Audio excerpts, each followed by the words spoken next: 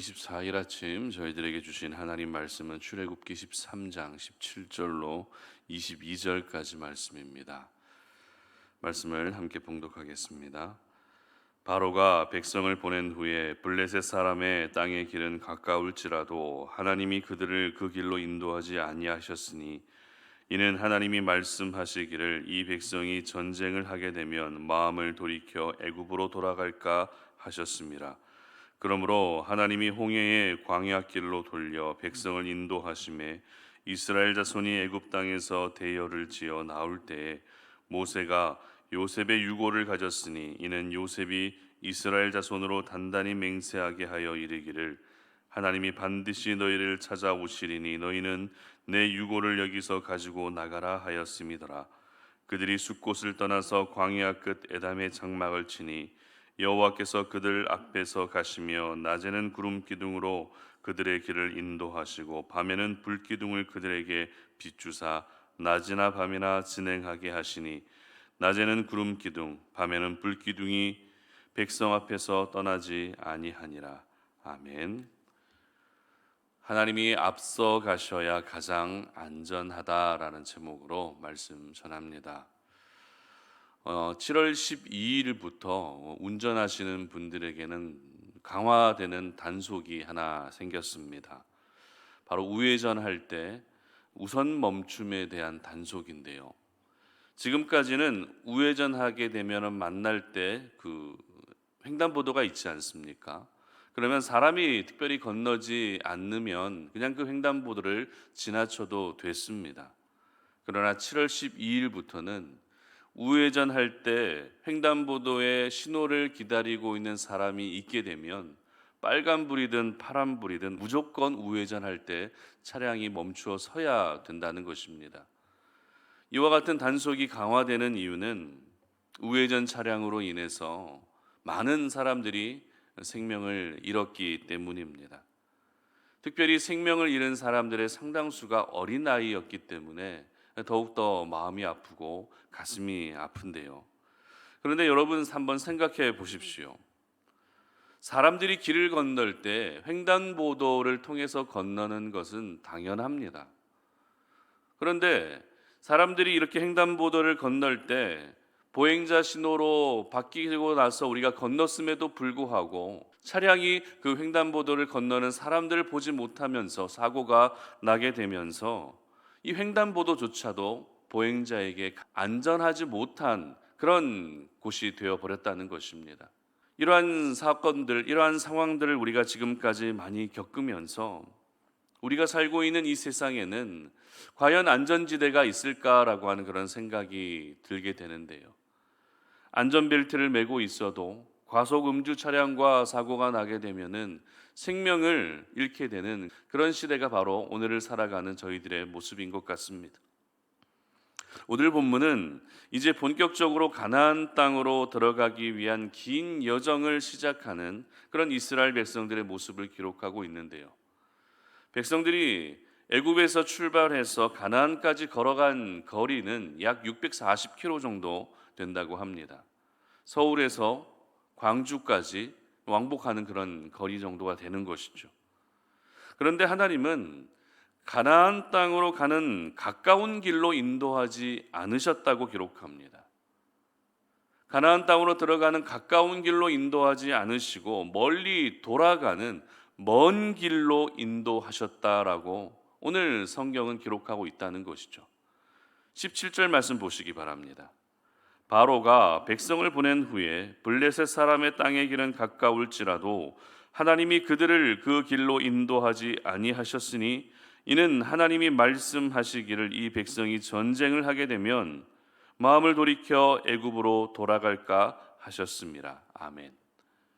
바로 전쟁을 겪었을 때 이 전쟁에 대한 두려움으로 다시 애굽으로 돌아가려고 하는 그런 마음들이 생길 수 있다는 그런 생각을 가지고서 하나님은 비록 멀리 돌아가는 길이지만 전쟁이 없는 안전한 길로 인도하셨던 것입니다. 하지만 전쟁이 없는 길로 인도하셨다고 해서 과연 그 길이 안전한 길이었을까요? 여러분 한번 생각해 보십시오. 전쟁이 없는 먼 길로 인도하셨다라고 해서 그것이 과연 안전한 길이었을까요? 그렇지 않습니다. 18절 상반절 말씀 보시기 바랍니다. 그러므로 하나님이 홍해의 광야길로 돌려 백성을 인도하심에, 이렇게 기록하죠. 무슨 말입니까? 하나님이 인도하신 그 길은 전쟁의 위협은 없다 할지라도 홍해 바다가 앞을 가로막고 있는 길이었다는 것입니다. 그리고 그 길은 광야 길이었기 때문에 낮에는 뜨거운 햇볕이 내리쬐고 밤에는 기온이 급격하게 떨어지는 그런 길들이었습니다. 그리고 광야가 어떤 곳입니까? 야생 짐승이 먹이를 노리고 있는 그런 위험이 도사리고 있는 길이 바로 광야 길이었다는 것입니다. 그렇기 때문에 하나님이 인도하신 길이라 할지라도 그 길이 결코 안전한 길이라고는 할 수 없는 것이죠. 그런데 오늘 본문 21절 말씀 보시기 바랍니다. 여호와께서 그들 앞에서 가시며 낮에는 구름 기둥으로 그들의 길을 인도하시고 밤에는 불 기둥으로 그들에게 비추사 낮이나 밤이나 진행하게 하시니. 아멘. 뜨거운 햇볕을 막아줄 수 있는 구름 기둥을 준비해 주신다는 것입니다. 뿐만 아닙니다. 춥고 어두운 밤을 밝히고 따뜻하게 해줄 수 있는 불기둥까지 준비해 주신다라고 그렇게 오늘 약속하고 계십니다. 하나님이 인도하신 광야 길은 결코 안전한 길이 아니었습니다. 하지만 하나님은 구름 기둥과 불 기둥으로 백성들을 인도해 주시겠다고 백성들에게 가장 확실한 안전을 보장해 주고 계셨던 것입니다. 특별히 조금 전에 읽었던 21절 상반절의 기록을 보게 되면 여호와께서 그들 앞에서 가시며, 이렇게 기록합니다. 그렇습니다. 내가 앞서가는 것이 아니라 하나님이 앞서가시고 우리는 그 뒤를 따르게 되면 하나님이 준비해 주신 안전에 대한 부분들을 우리는 보장받을 수 있게 되는 것입니다. 여러분, 이것은 하나님의 자녀로 우리가 이 땅을 살아가면서 절대 잊지 말아야 될 중요한 부분입니다. 왜냐하면 저희들은 조금 안다고 해서, 조금 경험했다고 해서 내가 앞서갈 때가 참 많이 있기 때문에 그렇죠. 하나님과 동행하는 것도 아니라 내가 앞장서고 있다는 것입니다. 내가 앞장서면서 하나님은 그냥 내 뒤를 따라오기만 하셔서 내가 하고 있는 모든 일들에 대해서 뒷정리만 해주시면 된다라고 생각하는 것이 바로 저희들이 생각하는 그런 생활의 삶의 모습이라는 것입니다. 우리 하나님은 결코 내가 벌려놓은 일들, 내가 어지럽혀 놓은 일들을 뒤처리만 해주시는 분이 절대 아니시죠. 우리 하나님은 오늘도 먼저 행하시고 먼저 일하시고 먼저 앞서 인도하시는 분이신 줄 여러분 모두 믿을 수 있기를 바랍니다. 가깝지만 블레셋 사람의 그 땅의 길로 가더라도 전쟁이 기다리고 있었기 때문에 그 길은 결코 안전할 수 없었습니다. 반대로 멀지만 돌아가는 길이지만 홍해의 광야길로 가더라도 그 광야라고 하는 복병이 기다리고 있었기 때문에 그 길도 역시 안전할 수 없었습니다. 하지만 하나님이 백성들 앞에서 가시면 구름기둥과 그리고 불기둥으로 함께 해주셔서 가장 안전하게 되는 것입니다. 저희들은 빠른 길을 갈 것인지 아니면 돌아서 갈 것인지 멀리 돌아서 갈 것인지 이 두 가지 선택의 기로에 항상 놓이게 되는 것 같습니다. 그러나 오늘 본문에 우리가 기록하고 함께 말씀을 묵상하고 우리가 돌아보고 있는 것처럼 이 두 가지 길은 모두 안전한 길이 아니라는 것입니다. 빨리 가는 길도 안전하지 않습니다. 멀리 돌아가는 길도 역시 안전하지 않다는 것입니다. 내가 어떤 길을 선택하느냐보다 더 중요한 것이 무엇입니까? 하나님이 앞서 행하시는 것이 더 중요하다는 것입니다. 비록 수많은 위험이 도사리고 있는 길이라 할지라도 하나님이 앞서 가시기만 하신다면 그 길이 가장 안전한 길이 되는 것입니다. 하지만 아무리 위험이 없는 길이라 할지라도 내가 앞서 가게 되면, 아무런 위험도 없는데 내가 앞서가게 되면 그 길은 가장 불안전한 길이 되는 것입니다. 그러므로 오늘 이 아침 저희들은 내 인생의 여정들, 내 오늘의 모든 하루의 삶의 일정들 가운데서 내가 앞서 행하는 것이 아니라 하나님이 앞서 가실 수 있도록 그 앞자리를 하나님께 내어드릴 수 있었으면 좋겠습니다. 여러분, 하나님이 앞서 가신다는 것이 무엇을 의미하겠습니까?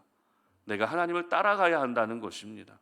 하나님이 앞서 가신다는 것은 내가 하나님을 따라가면서 하나님과 함께하는 삶을 살아가겠다고 하는 것을 의미하는 것입니다.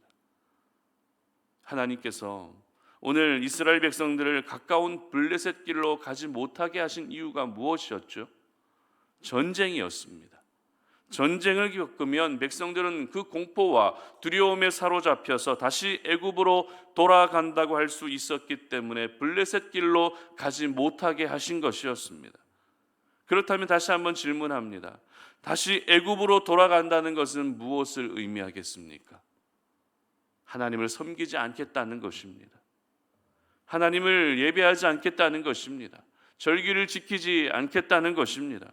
하나님과 멀어져도 상관없으니 전쟁이 없는 곳에서 편안하게 살겠다는 것입니다. 그러나 저희들은 애굽으로 돌아가는 것이 결코 안전하지 않다라는 것을 잘 알고 있습니다. 문명이 발달한 애굽으로 돌아가면 안전할 것 같지만 바로 왕이 이스라엘 백성들을 지켜주는 것이 아니죠. 태양신이 이스라엘 백성들을 지켜주는 것이 아니라는 것입니다.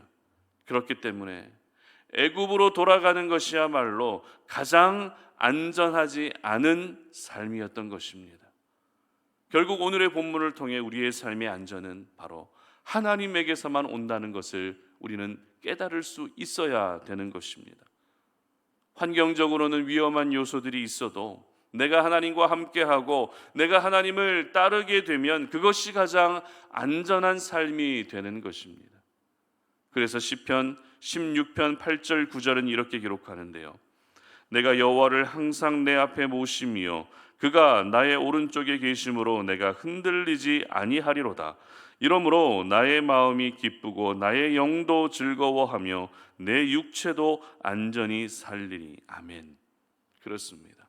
하나님을 내 앞에 모시면 하나님이 나보다 앞서 행하시게 되면 우리의 삶의 안전은 보장되는 것입니다. 우리의 육체도 안전할 뿐만 아니라 우리의 영혼도 역시 안전하게 되는 것입니다. 그러므로 오늘 하루, 아니 여러분의 평생의 삶 가운데에서도 가까운 길, 멀리 돌아가는 길 중에 내가 어떤 길을 가야 할까, 거기에 대한 고민을 이제는 내려놓으시고 내가 어떤 길을 가더라도 하나님이 앞서 가실 수 있도록 모든 주도권을 하나님께 내어드릴 수 있기를 바랍니다. 그래서 내 영혼의 구름기둥, 내 영혼의 불기둥의 은혜를 여러분의 삶 속에 날마다 경험하시면서 하나님이 지켜주시는 가장 안전한 하루가 되시기를 바랍니다. 죄로부터도 안전케 하여 주시고 사고로부터도 안전케 하여 주시고 내 영혼을 무너뜨리려 하는 사탄의 공격 가운데서도 안전케 해주시는 하나님의 보호를 경험하시는 우리 모든 송탄 오륜의 가족들이 되시기를 주님의 이름으로 축복합니다. 함께 기도하겠습니다. 살아계신 아버지 하나님 감사합니다. 오늘 이 아침에 우리가 주의 말씀을 통해서 우리 삶의 가장 안전한 곳은 하나님밖에 없다는 것을 기억합니다. 아버지 하나님, 우리가 오늘도 살아가면서 가까운 길로 가야 할지 멀리 돌아가는 길로 가야 할지 그것을 고민하고 있지만 내가 어떤 길로 나아가는 것보다 더 중요한 것은 바로 하나님이 나와 함께 하시고 하나님이 나보다 앞서 행하여 주신다는 것이 더 중요하다는 사실을 깨닫습니다. 그러므로 우리 삶 가운데 오늘도 우리에게 맡겨진 그 하루의 삶을 감당하면서 내가 앞서 행하는 하루가 되지 않게 하시고 하나님이 앞서 행하실 수 있도록 나의 모든 삶의 주도권을 주님 앞에 내어드릴 수 있도록 은혜 베풀어 주시옵소서. 그래서 오늘도 우리를 지켜주시고 우리를 보호해 주시며 우리를 가장 안전케 하여 주시는 하나님의 은혜를 경험하는 우리 모든 송탄 오륜의 가족들이 되게 하여 주시옵소서. 감사드리며 예수님의 이름으로 기도드립니다. 아멘.